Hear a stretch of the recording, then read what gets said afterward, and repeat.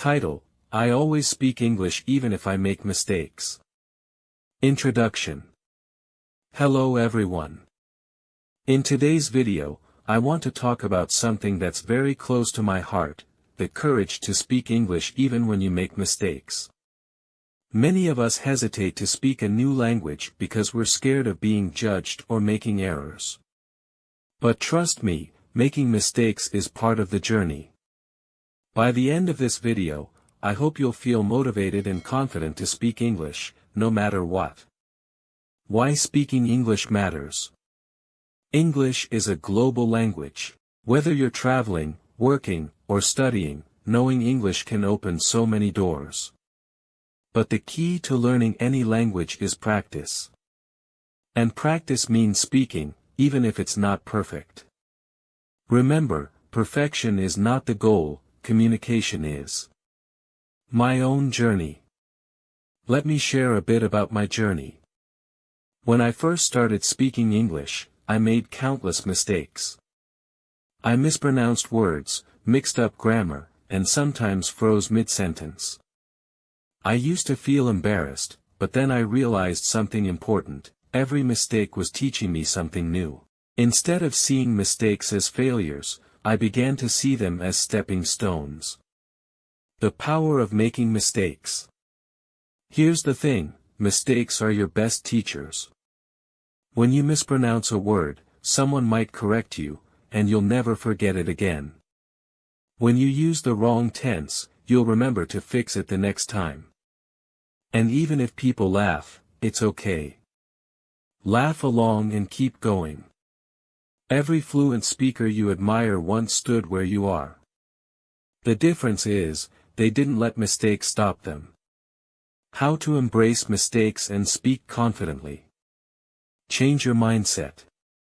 Stop seeing mistakes as bad. They're proof that you're trying, learning, and improving. Celebrate every attempt you make to speak English. Start small. Begin with short sentences and simple words. For example, instead of worrying about perfect grammar, say, "I like reading books," or "Can I have water?" The more you practice, the more complex your sentences will become. Practice daily.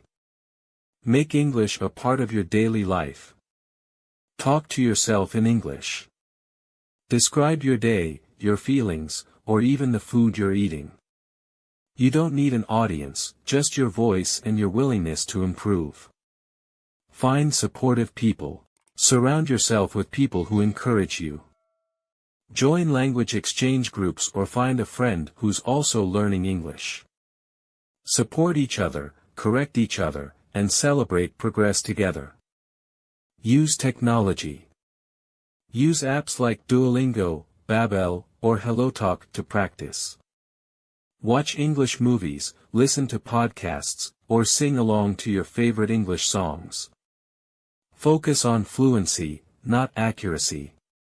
When you speak, focus on getting your message across rather than speaking perfectly. Over time, fluency will naturally lead to accuracy. Laugh at your mistakes. If you make a funny mistake, laugh it off. Humor not only reduces embarrassment but also makes learning enjoyable. A personal example. I remember a time when I accidentally said, "I am boring," instead of, "I am bored." My friend laughed and said, "No, you're not boring." It was a funny moment, but I learned the difference between boring and bored that day. And guess what? I never forgot it. The magic of consistency. Here's the secret: consistency. Speak English every day, even if it's just for 5 minutes. Over time, you'll notice a big difference. Today, you might say, "Yesterday I go to market." Tomorrow, you'll say, "Yesterday I went to the market." One day, you'll say it so naturally that you won't even think about it. Why confidence is key. Confidence is more important than grammar or vocabulary. People will understand you if you speak confidently, even if you make a few mistakes. Think of children, they speak with confidence, even when they mix up words. That's how they learn, and that's how you'll learn too. Motivational thoughts. Let me leave you with this: mistakes mean you're learning. Speaking means you're practicing. Practicing means you're improving. The more you speak, the better you'll get. So don't let fear hold you back. Call to action. Now it's your turn. Speak English today, even if it's just a simple sentence. Share your mistakes in the comments below, and let's laugh and learn together. If this video inspired you, don't forget to like, share, and subscribe for more content like this. Conclusion. Remember, no one starts as an expert. Fluency takes time, effort, and courage. So be brave, speak English, and embrace every mistake as a step forward. You've got this. Thank you for watching, and I'll see you in the next video. Keep speaking, keep learning, and keep shining. Emma's journey: embracing mistakes to improve English. Emma was a curious, determined young woman living in a small town where English wasn't commonly spoken. She had always admired people who could speak English fluently, whether it was on TV, in movies, or on social media. To her, English was more than just a language, it was a key to exploring a world of endless opportunities. But Emma's journey to learning English was far from smooth. She often felt frustrated and embarrassed by her mistakes. However, her determination to succeed ultimately turned her weaknesses into strengths. Chapter 1: The Realization. Emma first realized she needed to learn English when she applied for a job at an international company. During the interview, she struggled to answer basic questions. She could feel the interviewer's patience wearing thin as she stumbled over words and misused tenses. After the interview, Emma felt defeated. She cried on her way home, replaying every mistake in her head. But she also made a decision that day: she wouldn't let her struggles define her. Instead, she would learn English, no matter how hard it was. "I may fail," she told herself, "but I will not quit." Chapter 2: The First Steps. Emma started with what she had: a notebook, an old dictionary, and access to the internet. She downloaded free English learning apps and watched videos of English speakers. But most importantly, she promised herself to speak English every day, even if it was just to herself. Her first attempts were awkward. She would stand in front of the mirror, trying to introduce herself in English. "Hello, I am Emma. I work in." "No, I am working in a shop." She would cringe at her mistakes but then correct herself. Emma also joined a local English class. She met other learners who, like her, were scared of speaking in public. The teacher, Mrs. Lewis, encouraged everyone to speak without worrying about grammar.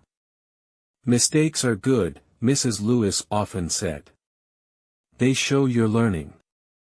Don't let fear stop you." Chapter 3: The First Public Attempt. One day, Emma decided to order coffee at a new cafe where the menu was in English. She rehearsed her line multiple times: "Can I have a cappuccino, please?" When it was her turn, she froze. The barista smiled and asked, "How can I help you?"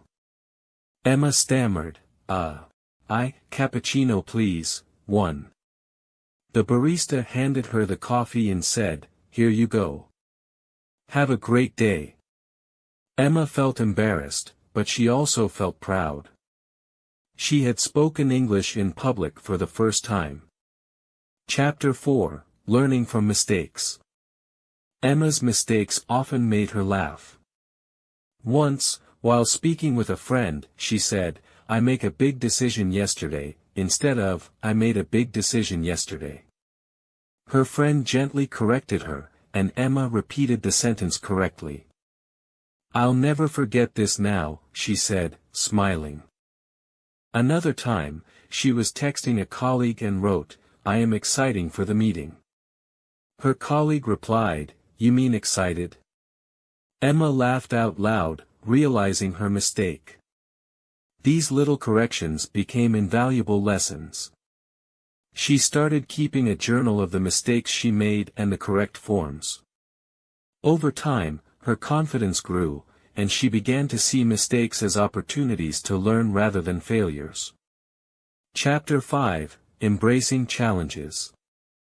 Emma knew that to improve her English, she needed to push herself out of her comfort zone. She began watching English movies with subtitles and mimicking the actors' lines. She would pause scenes, repeat phrases, and practice the intonation. One of her favorite movies was The Devil Wears Prada. She loved how Meryl Streep and Anne Hathaway spoke, and she would imitate their dialogues for fun. She also joined an online community where people from around the world practiced English together. At first, she was nervous to speak during group calls, but the members were supportive and kind. They assured her that no one expected perfection. Chapter 6: The Breakthrough. Emma's big breakthrough came when her company organized a team-building workshop in English. She was terrified at first but decided to participate actively. During one exercise, she had to introduce herself and share a fun fact. Despite her nervousness, she stood up and said, "Hello, I am Emma. I like to read books, and I love cooking food." Her colleagues smiled and clapped. Later, a coworker approached her and said, "You spoke really well. I didn't know you were learning English." That compliment was a turning point. Emma realized that her efforts were paying off. Chapter 7: Building Confidence. With her confidence growing, Emma started speaking English with customers at work, even when she made mistakes. She would smile and say, "I am learning English, so please correct me if I am wrong." Most people were kind and encouraging. She also began keeping a success journal, where she wrote down every positive experience she had while speaking English. This helped her stay motivated and reminded her of how far she'd come. Conclusion. Emma's story is a testament to the power of persistence and positivity. She embraced her mistakes, learned from them, and turned them into stepping stones. Her journey wasn't easy, but it was worth every effort. Thanks for listening. Do subscribe, click bell icon for more videos.